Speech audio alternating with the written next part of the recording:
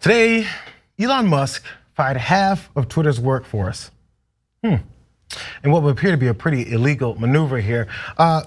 Meanwhile, as this whole thing is going down, Elon Musk is also claiming that the advertisers that are jumping ship because of these many other decisions that he's making are all because of activists. They're pushing the advertisers away. Things are looking like they're gonna crumble, not because of him, but because of other people. How about that personal responsibility there? Here's what he tweeted out to prove his point, because he tweets truth. Twitter has had a massive drop in revenue due to activist groups pressuring advertisers. Even though nothing has changed with content moderation. I'll say that again. Even though nothing has changed with content moderation and we did everything we could to appease the activists. Does that sound like something Elon Musk would do? Extremely messed up. They're trying to destroy free speech in America. Pause. You know what, that line where he said extremely messed up with the exclamation point at the end, that's such a Donald Trump sentence. Extremely messed up, like what is? Like it's just the phrasing exactly what it is. I'm not sure if he has a ghostwriter there for him. Either way it goes, let's continue. Here's some of the companies that have publicly announced that they have paused their advertising on Twitter. General Mills, General Motors, Volkswagen, Pfizer, Mondelez International. But he's probably in talking about these activists and these advertisers and people pressuring him, and he bending over backwards to do everything he can for all of these libs and their damn activism because he cares so much what they think. This might be what he's trying to have us not talk about. Former Twitter employees have sued the social media giant, alleging that the company violated and planned to violate federal and state laws that govern mass layoffs.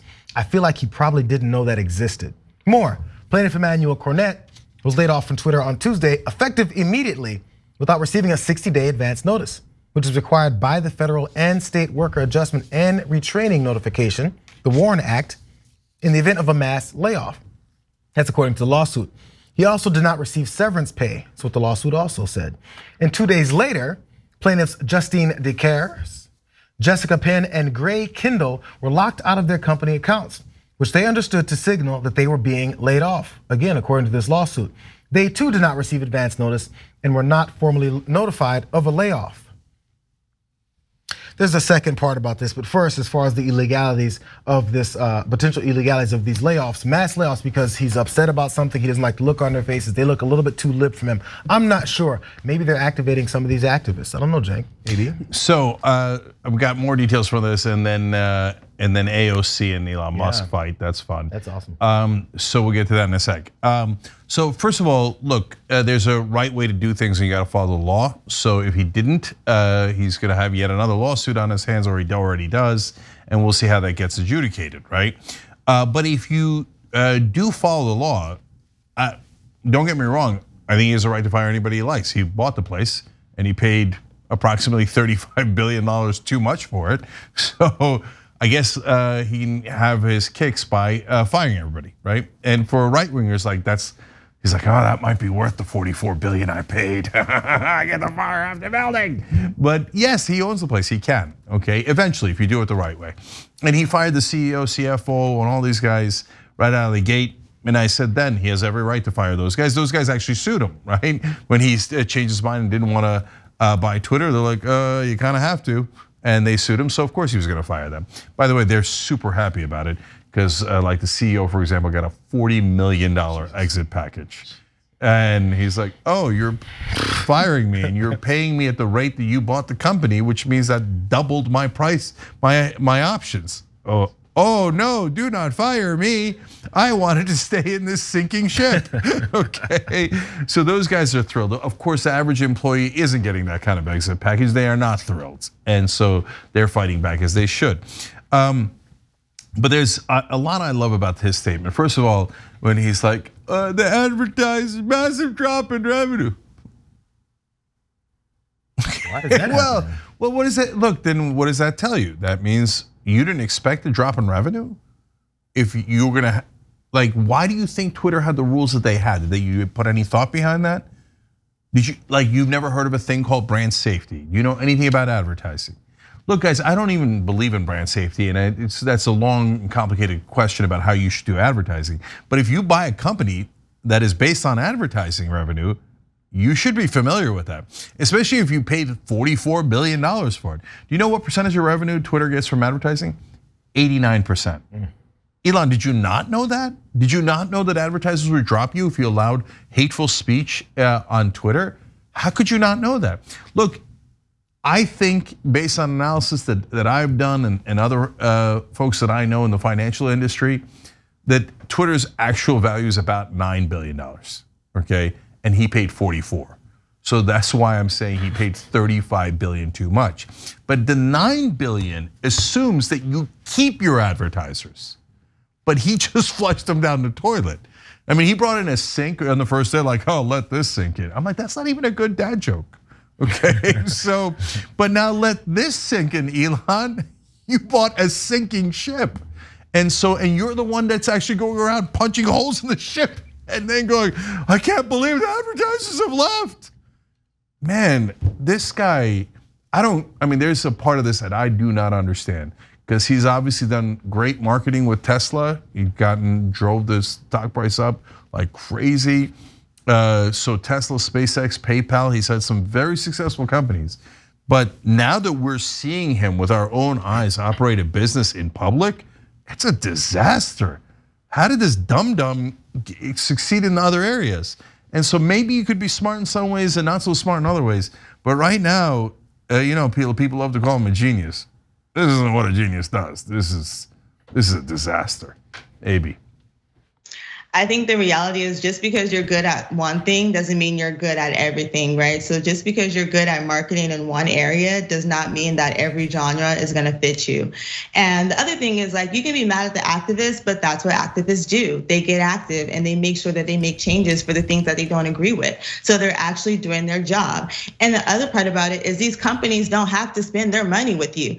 It's called ads for a reason. They are trying to attract clientele. They wanna attract people who can bring them some money, right? So if you got a bunch of people on your platform who, one, don't got no money because that's all they keep complaining about, and two, probably can't afford to buy the stuff that these people is advertising for anyway, what do we need to bring our ads over here for? You can't help us. This is supposed to be a business partnership. So that's on Elon Musk for all of this. And then to go back to the freedom of speech thing, like, I wish we would really stop using this, because the reality is, like, the freedom of speech does not mean you just get to say whatever you want to say, no matter how it makes people feel, no matter the type of drama it may cause in America. That's not how it works. What it is you can say what you want to say when it comes to the government for the most part, and they just can't be running up in your house and arresting you or harassing you because you just agree with them. It's not you get to get on the internet and tell lies about the election or about vaccines or about replacement theory and things like that. That's not how it works. So that's why the ship is crumbling and people are hopping off right about now. So AB made a bunch of great points. So I'm just gonna jump in real quick before we get to AOC. So first of all, activists also have free speech. And now here's Elon Musk going, why are they keep speaking to my advertisers? Please stop talking. No, dude, you got free speech, they got free speech. Enjoy your free speech, right? Second of all, he's like, advertisers have to be with us. Otherwise, they're gonna ruin freedom of speech. That's not a thing. Okay, then here, two can play at that game. That's it, I want all the advertisers. Otherwise, they're preventing me from having freedom of speech. JR, we're gonna be rich soon. We're gonna tell Procter & Gamble and Johnson & Johnson and Nike and all those guys, you have to give us millions, maybe billions of dollars, otherwise we don't have freedom of speech. That is the kind of dumb ass argument that he is making. Anybody could make that argument. You at home, you could be like, that's it, freedom of speech. Procter & Gamble, give me $1 billion. Okay, that's not how it works. Any child would know that. But Elon Musk is sitting here. And by the way, you know what he did for the activists? He's like, well, we let him speak. They did a Zoom call for 45 minutes.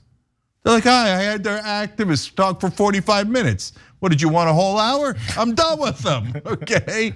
Well, they went and talked to your advertisers. Enjoy, that's called freedom, baby. And by the way, all these great ideas that he's implementing are part of the problem. Here's one of them, and this is what got him into this back and forth with AOC. Is that $8 a month Twitter Blue or something he's trying to push for people who have the blue check. To first, he proposed $20 a month, and then he whittled it down to $8 after author Stephen King gave him the business over it. But this is interaction with AOC. She responded to that and says, LMAO at a billionaire earnestly trying to sell people on the idea that, quote, free speech is actually an $8 a month subscription plan. So Elon Musk, because he has all this time being the CEO of multiple companies, he had time to respond. And he said, your feedback is appreciated, and I'll pay $8. Pause. This is one of the reasons why he's so surprised at what's going on. His idea of trying to own Twitter or changing Twitter is all about a self-fulfilling thing. He wants to be the biggest troll on Twitter, and he wants to be able to control it in a way that only favors him and brings more attention his way. Maybe he had some success with other companies, but those things weren't being run with a bunch of other people that weren't his employees working and being involved in something that he's trying to control and make his own. This is, he thinks, is his, and then everyone else involved just has to follow him because I'm Elon Musk. He speaks just like Donald Trump, as I mentioned earlier. They're both the same way as far as their business thought process. Sure, they're great at marketing, but they're probably not too good at running a business when it comes to attracting people to having to participate and maybe spend their money and their time in that business. So there's more, because he didn't understand this. Because he tweeted this out too, because he thought this was a devastating blow. About AOC's image he took from her website, where there's an AOC crew neck a sweatshirt. $58 as he circled at the bottom. How could you? Look how much you're charging and you think $8 a month is a problem? So she responded to that. She said, I'm proud of this and I will always be. My workers are union, make a living wage, have full health care, and aren't subject to racist treatment in their workplaces. Items are made in the USA. I'll say it again. Items are made in USA. Team AOC honors and respects working people. You should try it sometime instead of union busting. More devastating facts from AOC, because what these folks like Donald Trump again and Elon Musk and many of those other folks just like them, their products being made and many times the work being shipped out from other places so they can minimize how much they pay regular people, because you know about how much they care about regular people? Zero. They're supposed to use them. So when things actually cost more, it's because you're paying your workers to make them. Workers that you say are living this American dream because they have an opportunity for upward mobility. If there's upward mobility, more people can afford things like this. More people can make a living wage. More people can have health care. More people can live and say, I live in the greatest country in the world. But you know what? Elon Musk doesn't believe in that greatest country in the world. He believes in using it for his own benefit. The privilege here is overwhelming. Yeah, by the way, so a sweatshirt for $58 is not that bad a deal, right? I mean, what Kanye sell? 150 for a white T-shirt, $200, $250. I lost track. I mean, Kanye will sell you a garbage bag for like $1,000, right? So, and then I did the math on it, 8 times 12, that's $96 a year every year, just so you could write down a comment online. I mean, I don't know, I might rather have the sweatshirt, right? And so again, this is terrible business, and I think JR nailed it on this one. He's used to talking down to his employees. You will not get unions, you will not do this, you will come in during COVID, you will, and he orders them and he fires them, etc. And he's in charge and he feels great about that. But Twitter is public. You have to get the public to come and participate in it.